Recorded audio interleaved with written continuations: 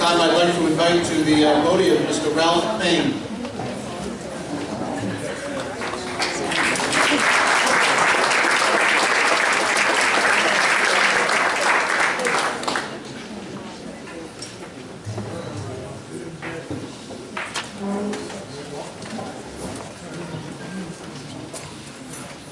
It's my job to introduce Ken Perrone. It's your job to listen to. You finish your job before I finish my job.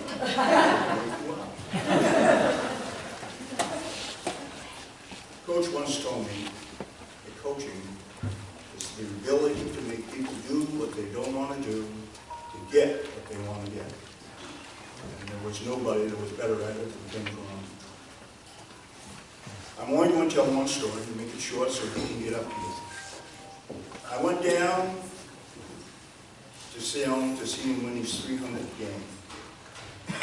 And that's after only 34 seasons. He was going for his 300th win. And it didn't look very good. At halftime, it was 21-0. The kids started bowing him. They were all depressed. Some of them were crying. They were all saying how they regretted it. They weren't going to be able to give Ken Perrone his 300th victory on that day. Perrone listened to that for about 5 seconds. He says, take a knee. He says, I want you to learn something. He says, I will get my 300th victory. If it's not today, it will be next week. If it's not next week, it will be next year. But the most important thing is that you don't give up on yourselves and you don't give up on this game. Well, Perrone came back and they beat that team 28-0, 28-21 in the final score. Now, Ken Perrone's resume would take up all my allotted time, all the allotted time of everybody else. But I will say, I want to say a few things about him. In high school, he played on the national team that played against Cuba and beat Cuba. That's the last time an amateur team beat the Cuban professional team. He was drafted by the Orioles, but he forewent playing for the Orioles to go to University of Maine, where he signed for 4 years, and was named Atlantic Coast Player of the Year. Perrone then went into coaching. He, in 57 years of coaching, has won 1,346 games, 49 championships, 6 state titles, and was named Coach of the Year 14 times, both in football and basketball. He has been inducted into, including this one, makes 9 Hall of Fames in 3 different states, Connecticut, Massachusetts, and Maine. So, without further ado, here is Ken Perrone.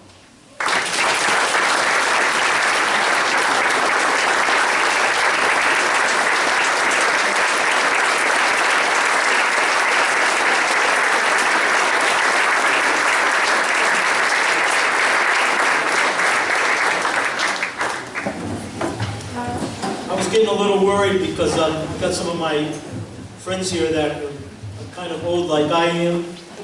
Thaxter Trafton sitting out there, and Will Farnham, and Harry Estes, and of course Keith Mahaney. And usually about this time we're taking our nap, and then we get up at 9 o'clock, go to the bathroom, and go to bed. So I'm glad that we're standing up and down every time somebody comes up here to keep those guys awake.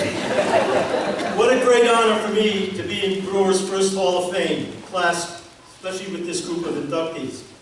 When I left here 40 plus years ago, how different everything was. First of all, my teenage football players, I look out here tonight, they're in their late 50s now, early 60s. Some of them have lost their hair, and I'll stop there. When I left here, I was making only $10,000. and I thought, man, I got life made. First of all, you could buy a nice house here in Brewer for $13,000. I could go down to Bean and Conquest and buy a brand new car for around $1,200. Gas was only 26 cents a gallon. There was no junk mail, no computers, no cell phones, none of this dial 1 for English and dial 2 for Spanish. And like Ann pointed out, the boys had to come to school clean-shaven, no earrings, and the girls, Mr. Purse was the one that was at the door. You guys all remember Mr. Purse. He'd measure the skirts and send them home if they weren't long enough. Best of all, you knew everybody in your neighborhood, and everybody knew you. What a great time to be a young coach in the city of Brewer at that time. And I mention this because you can't really appreciate what you have until you know what you left behind and the people that helped you climb that ladder to success. And this room, as I look out tonight, is loaded with people that helped me along the way, and I sincerely thank you for that. I retired 2 years ago after coaching 38 football seasons and 60 baseball seasons, counting my summer teams. And when I retired from Salem State, I had my doubts if I was doing the right thing. And you know, people that you love something so dearly, it's very, very difficult to give up. And again, I had a tough time really thinking about, should I have stayed on? And about 7 months ago, I picked up the Bangor Daily News, and I read in the paper that the Brewer job was open. And I had these moments of glory returning, thinking, geez, maybe I'll apply. And my reason was, well, there's plenty of time to sleep in the grave, and if I want to do something, I better do it now because I'm not going to pass this way again. And I looked out, and a lot of my coaches, in fact, some of them are here tonight. Bob Gabriel was my end coach. They're still around. Ralph Breyer was my tackle coach. Dennis Kyle, still coaching, was my linebacker coach. Dana Corey played on my last championship team and on my '68 championship team, and he's still coaching. And Ronnie Treat was here, and then of course Daniel O'Connell coached here, and he played for me over at BEP. So I figured, geez, I'm in pretty good shape if I decide to go back. Now I know some of these guys are taking heart pills and cholesterol tablets. They're on Geritol and stuff like that. But I knew, and I still know, that Ralph Breyer and some of these guys still got a lot of good coaching in them, and I knew I could motivate these guys to come back if I so choose to do so. Then reality set in. I'm laying in bed and I'm saying, how the hell did I get this old this fast? For me, it started with my family 2 years ago. My grandson, Tim, calls up on his way home from school, and he's all worked up. And he says, Grandpa, I told my friend Sean that my grandpa's the baseball coach at Salem State. So Sean says to him, your grandfather? How old's your grandfather? I was 77 at the time. He says, 77. The kid looks at him and he says, 77? What's he do, hit the ball with his cane? So that started it. Then my son Chris calls me up 3 weeks later, and he's picked up my grandson Chris from soccer practice, and they're in the back seat of the car, and they're talking, and again, the subject of grandfathers comes up. So my grandson Chris really wanted to brag about me. He says, my grandpa's pretty strong for his age, and he can even walk. Now, to prove myself that, I wasn't getting old, I decided last year to join a 65 and over softball team. And I played 31 games. My son started to tell everybody around the area, if you want to see the greatest comedy show, go see my father's softball team. Every fly ball was an adventure. You see, and there's not much difference, believe me, between a 65 and a 79-year-old like me. Those arms go like crazy, your legs go like crazy, but you don't. We had 3 speeds, slow, slower, and slowest. And if they timed us going to first base, they probably would have had to use a calendar rather than a stopwatch. That's how slow we were. So what did I get out of this, trying to prove that I'm young again? I played 31 games. 6 weeks ago, I had to be operated on both knees for torn cartilage. That's why I'm living like crazy here. Then there's my son-in-law. He thinks my name is Old Man. 2 years ago, he started calling me Old Man. Now it's Old Man. You want me to pick you up a coffee? Old Man.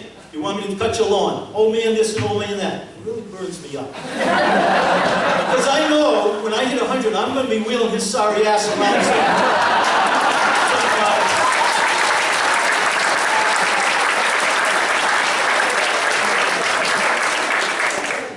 Now my players are getting on the act. And I can see Stevie Tardiff licking his chops in the audience there to get at me. I received this email from one of my players, and by the way, I'm only 6 years older than him. I was a young coach and he was 18 years old. He sends me this, "Coach, congratulations on your Hall of Fame induction. Enjoy it, because big changes are on the way. Tomorrow, the Immigration Department, in order to save the economy, will start deporting old people like you, Coach, instead of illegal immigrants. Illegal immigrants are hard to catch.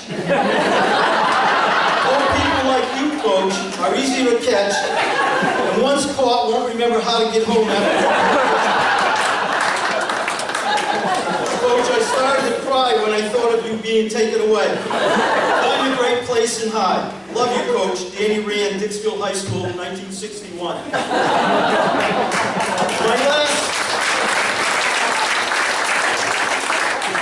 My last reality check was a letter from Social Security Department informing my wife that she had to return my last 2 Social Security checks since I passed away on September 23rd. I was no longer eligible to receive this. This really shook me up. I'm looking at this and I'm dead. So I call up in a panic and she says, "Calm down, sir. We make mistakes here and there." And she says, "Get 3 forms of identification. Come down to the Social Security Department and we'll square this thing away." So I grab my oldest son and down we go. I give her my 3 forms of identification. She says, "Everything looks in order." She looks at my son and she says, "Is this your person that's going to identify you?" Before I can say anything, my son just says, "Yes, this is my dad. You can see he's alive. He just looks dead."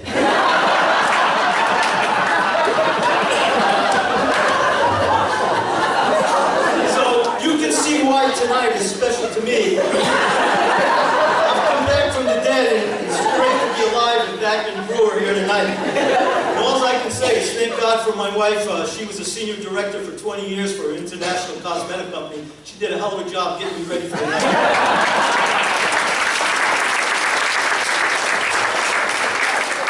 My deepest appreciation for my success, first of all, to my God, Jesus Christ, who's always with me in good times and bad times, especially in the bad times. I lost my first wife, 45 years to cancer.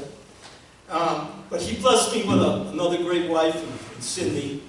And together, I became a part of 4 great families, the Sullivans and the Susies from Bangor, and of course, the Domes and Archie Vero's family here in Brewer. And this is, speaking of Archie, he's running for state rep on September 4th. A great man, I don't have to tell you, he could use your votes. So again, I thank God for closing one door and opening another door for me. I want to thank the fans of Brewer who supported our teams with a full house game after game. Unless you were there in the 60s and early 70s, you don't know what a night was. First of all, we went 4 years from 1968, 69, 70, and 71, never lost a home game. Doyle Field was a house of pain and a house of horror. And if you people remember, we started at the field house here. We have either a fire truck or a police car with the sirens blaring, the flag girls marching down the street, followed by, at that time we had a good-sized band. I don't know what the band size is now, but it was a real good-sized band.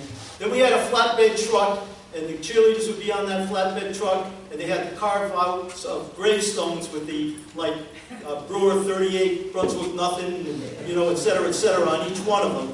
And followed by over 100 football players. And we'd come down on that field, and you talk about intimidation. We'd fan out and circle the field, and as George Hale would say, score 12 points for Brewer before they even get the kickoff. It was a beautiful, beautiful sight to see, as George Gagne repeated many, many times along with George Hale. So I thank the people of Brewer for their great support while I was coach here. Last but not least, a special thanks to my coaches, which I named before, my football players and my baseball players. Everyone remembers our football teams, but our baseball teams were awesome as well. The baseball team was in 6 years, won 121 games. The 1969 team was 23-2. The 1970 team was 25-1. The two teams set 5 state records and combined for 36 straight wins in that time period. We had some great players, and I say future Hall of Famers like Dana Corey and Steve Tardif and Dennis Tate and George Moran, who's here tonight, Bobby Fortier, Tommy Coyne. They all played not only on these great baseball teams that we had, but also on the football team. The 1968 and 70 football teams still remain the only 2 unbeaten Class A champions in over 100 years of Brewer football. And I'd like to say Ralph Payne was one of the great reasons. And I think of Ralph Payne as probably the greatest back that ever come out of Brewer High School, and there were quite a few great ones. The 1970 team was ranked #1 in Maine, #1 in New England, #1 in the East, and #5 in the USA. And I don't think another Maine team will ever attain that. When you think of the thousands and thousands of teams that are playing throughout the country, to be rated #5 in the country, I think was the highlight of my career. Players and coaches, it is because of you that I'm standing here tonight. You know I love you. It was an honor and a privilege to have been your coach. And I'd like to close with this. Some people come into our life and leave everlasting footprints on our heart. And we are never, ever the same. Friends, players, coaches, and fans, you have made everlasting footprints on my heart. Thank you for being here tonight to share this honor with me and the other inductees. And stealing a line from Bob Hope, thanks for the minutes. Love you.